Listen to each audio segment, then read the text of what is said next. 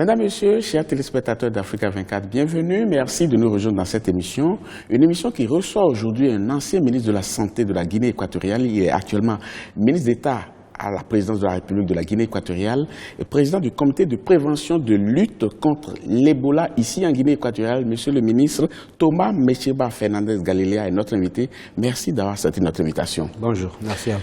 Alors, comment est-ce que les Guinéens se portent aujourd'hui par rapport à Ebola? C'est une épidémie qui est presque hors du contrôle et on espérait, comme dans les épidémies anciennes qu'il y a eu dans certains pays d'Afrique, que l'épidémie ne dépassait pas entre 2 et 5 mois.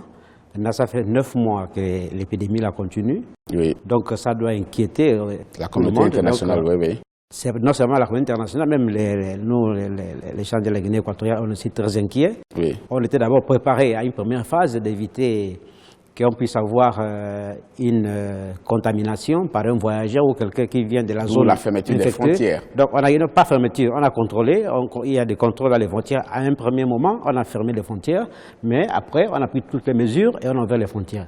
Donc c'était une première prévision d'éviter n'importe quelle introduction de l'Ebola à travers d'un passager ou quelqu'un qui vient de l'extérieur. Fort heureusement, la Guinée équatoriale aujourd'hui n'est pas un pays affecté par le virus Ebola, mais très attention, il y a un cas qui a défrayé la chronique avec un Américain qu'on a soupçonné d'être porteur du virus et ça a créé la panique généralisée et a montré quand même la faiblesse du système sanitaire ici, non? Comment est-ce que vous avez vécu cette affaire où quelqu'un vient, on le soupçonne d'être porteur du virus Ebola et tout le personnel soignant fuit, on laisse la personne mourir simplement. C'était un employé de la compagnie Bouygues, un ressortissant américain de l'Amérique du Nord. Et puis le monsieur Sam Agerti, il travaillait à Bouygues à Oyala, mais il n'était pas atteint de virus Ebola. Il a eu une intoxication par une overdose de Nivaquine. Il a pris 8 comprimés de Nivaquine. Et comme c'était un monsieur très grand détail, il a cru qu'avec les 8 comprimés de Nivaquine, ça devait aller parce qu'il avait un petit épisode de paludisme, mais ça lui a créé une intoxication et il avait des saignements au niveau de la vessie. Comment est-ce que le personnel soignant n'a pas pu détecter ça et a pensé que c'est Ebola? Vous savez, c'est qu'il y avait un infirmier qui a donné une fausse alerte. C'était même pas un médecin qui a vu le monsieur. Il a donné une fausse alerte. Et vraisemblablement, les gens ont cru, et c'est pour ça que, bon, on était obligé d'intervenir. Mais c'est vrai qu'il y a eu une situation vraiment de panique générale. L'hôpital était complètement vidé de ses employés, les médecins, les infirmiers. Mais on a quand même eu des personnels volontaires qui ont fait le possible. Mais le monsieur, ça faisait déjà presque 48 heures qu'il était dans l'ambulance. Donc il est décédé. Oui, donc il est décédé finalement le 17 août. Mais maintenant, on a pris conscience de la situation et puis on peut gérer une situation n'importe quand. Alors dites-nous, aujourd'hui, surtout que la Guinée équatoriale s'apprête à organiser la Coupe d'Afrique des Nations avec plusieurs personnes qui vont débarquer ici en Guinée équatoriale, on ne sait pas qui est sain et qui ne l'est pas. Alors, quelles sont les mesures qui sont en train d'être prises pour protéger quand même les populations aujourd'hui, pour que quelqu'un n'apporte pas la maladie et que la maladie ne se développe pas ici? Quand on a accepté de célébrer la Coupe d'Afrique des Nations 2015, à partir du 17 janvier jusqu'au 8 février, et dans notre pays, dans 4 provinces, Mongomo et Bibié, à la région continentale et Bata, et Malabo ici à la capitale. Donc on doit se préparer dans une dimension complètement différente.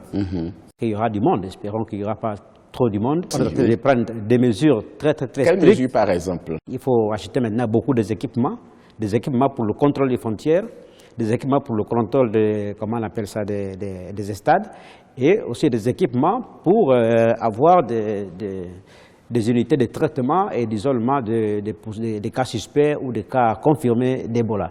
Ça demande du matériel pour la protection individuelle des médecins et des infirmiers, du matériel de détection comme comment on appelle ça, les thermomètres laser et tout ce qui est matériel de contrôle.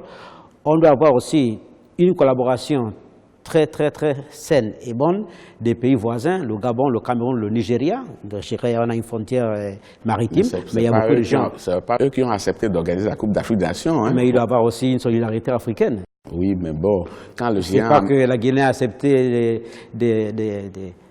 d'abriter la CAN, on va dire, bon, comme ils ont accepté, on s'en fout, non, c'est oui, pas comme ça. Mais vous savez bien la raison avancée par le Maroc pour dire non, nous ne pouvons pas organiser la Coupe d'Afrique des Nations. Est-ce que ce n'est pas un trop grand risque que de dire oui, on peut. C'est vrai, vous parlez des mesures que vous allez prendre pour pouvoir contrer l'Ebola ici, mais les mêmes mesures, le Maroc aurait pu les prendre, mais le Maroc a dit attention, nous ne sommes pas capables de le faire. Mais est-ce que ce n'est pas un trop grand risque quand même pour le pays? Bien sûr, c'est un risque.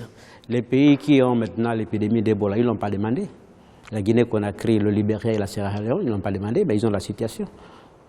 Avec la CAN, au sein de la CAN, au cas où on a 2 ou 3 cas d'Ebola, c'est pareil. Donc moi je respecte les raisons que le Maroc a évoquées, mais la CAN devait se servir quand même quelque part. On va passer à un second volet dans cette émission et parler de votre parti politique, le Parti socialiste de la Guinée équatoriale, dont vous êtes quand même le secrétaire général. Quels sont les idéaux de ce parti-là? Vous prônez quoi au niveau du Parti socialiste de la Guinée équatoriale? Bon, nous, on est un parti de gauche. Vous parlez maintenant ici des idéaux de gauche, ce serait une émission de plus de le temps qu'on a ici. Mais on est un parti, l'un des premiers partis qui a été fondé dans ce pays. On a fondé notre parti en exil, en Espagne, en 1986. Et peu après la création du parti au pouvoir, le PDG. Et puis après, on a été légalisé en 1993. Et jusqu'à maintenant, on travaille. Donc vous aussi, vous avez connu l'exil? Pas l'exil. Moi, je suis parti en Espagne pour faire des études. Et pendant mon séjour en Espagne, quand j'ai fait les études, je faisais les études là-bas, on a fondé avec quelques compagnons ou camarades comme vous voulez, on a fondé le Parti socialiste. Et en 1992, on a pris la décision de venir au pays. Et quand l'histoire du multipartisme a commencé, et on a réalisé notre parti et on continue à travailler. Récemment, ici en Guinée équatoriale, s'est tenu un dialogue national où le chef de l'État a fait appel quand même à toutes les forces vives de la nation pour s'asseoir et réfléchir sur comment construire le pays de demain. Mais cet appel n'a pas reçu le même engouement chez tout le monde. Il y a certains qui sont arrivés, d'autres ont dit non, nous n'avons pas les garanties de venir. Alors, l'assise a eu lieu quand même avec ou sans certaines personnes.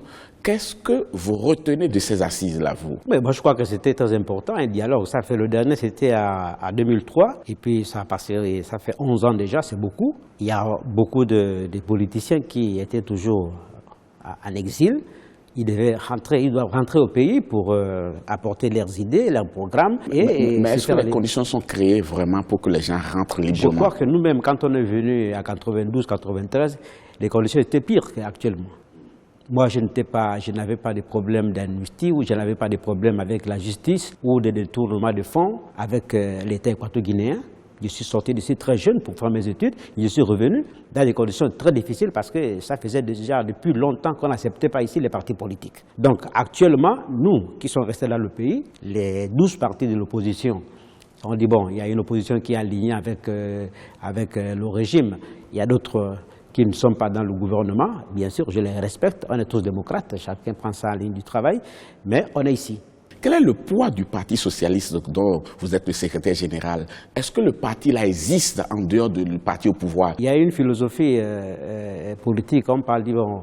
Les chefs d'État africains, ils ont créé la démocratie de la marmite. Donc on invite certaines personnes à s'asseoir à table. Est-ce que ce n'est pas votre cas par hasard? Non, ce n'est pas mon cas. Un seul député de l'opposition dans un parlement. Vous faites mal le calcul. De quel parti alors? Le PDG a ses députés. Les partis politiques qui sont dans la moite présidentielle, ils ont aussi leurs députés. Donnez-moi le nom d'un autre député de l'opposition au Parlement. Mon député, il est de l'opposition. Vous, de l'opposition? Pourquoi pas? Sinon, il serait du PDG directement. Vous pactisez carrément avec le parti au pouvoir. Quel est votre conseil? Prendre les armes, aller en brousse et diviser le pays, c'est que vous voulez? Cela n'a jamais été notre intention. Dites-moi, dans quel... Je vous demande juste... Dites-moi, un seul pays africain, là où un chef d'État n'a pas été opposant avant et qui a été ministre. Mais c'est Tshisekedi qui est opposant en RDC, il était dans le gouvernement avec Mobutu, oui ou non? Oui ou non? Dites-moi, répondez-moi. Je donne de contre-exemples, parce que vous choisissez un peu... Vous pouvez choisir. Prenons le cas du Togo. Le président fort qui est au pouvoir aujourd'hui n'a été jamais membre de l'opposition. Ah bon? Prenez le cas du Bénin. Prenez le cas du Bénin. Le président Yahi Boni qui est au pouvoir aujourd'hui n'a jamais été membre de l'opposition. Et on doit suivre l'exemple du Togo. Combien de gens ont été tués dans les élections présidentielles du Togo? C'est vrai qu'il y a eu des morts. Des morts, combien de morts? Beaucoup. Combien? Beaucoup, c'est combien? Vous me donnez l'exemple du Bénin, vous me donnez aussi l'exemple du Togo. D'accord. Il y a eu combien de morts? Vous n'êtes pas capable de dire le chiffre. Oh, ce n'est pas très Et important vous savez pour les parfaitement comment s'est téléspectateurs. passée la transition au Togo. Encore que les chiffres sont contestés, hein, l'opposition donne un chiffre, la mouvance présidentielle donne un Prononcez autre le nom, chiffre. le chiffre, Donne prononcez-le. un autre chiffre. Donc, on sait qu'il y a eu des morts. Même si c'est un seul mort, Donc, il y a un c'est ce mort que de vous trop. voulez que, bon, voilà, il y a une opposition ici en Guinée équatoriale. Quand il y a des élections présidentielles, après les élections, on commence à s'intertituer Pas du tranquillement. tout, cela n'a jamais été notre intention, mais c'est juste pour avoir un débat Et contradictoire. pourquoi vous considérez qu'il est plus opposant, la personne qui conteste tout, celui qui est plus opposant, et celui qui est plus, je ne sais pas, tolérant, qui est plus dialogant, celui-là il n'est pas opposant. En tout cas, ce n'est pas ça notre intention. Entre Chirac et comment il s'appelait, François Mitterrand. Oui. Ils ont cohabité combien de fois? Ils ont cohabité. Par les urnes, voilà. Voilà, par les Voilà. urnes, justement. Par les urnes, C'est bien pas la sûr. même chose. Hein. Et en Espagne, pareil aussi. Oui. Il y a eu des pactes entre Convergence et Unió de la Catalogne Donc c'est et la le même Parti socialiste, mais ils ont fait le pacte, mais ils n'ont pas eu de siège au gouvernement. En tout cas, après cette émission, les téléspectateurs sauront que M. Thomas Métiba Fernandez Galilea est membre de l'opposition, d'un parti d'opposition ici sûr. en Guinée équatoriale. Bien sûr. Merci beaucoup. Ils le savent même, c'est pas qu'ils le savent, ils vont le savoir. Peut-être qu'ils Ils ne le savent. savaient pas tous. En tout cas, moi, je ne savais pas. Et il y a des gens encore qui ne le savaient pas Si comme vous moi. avez mis la question que je ne connaissais pas, c'est que vous le saviez.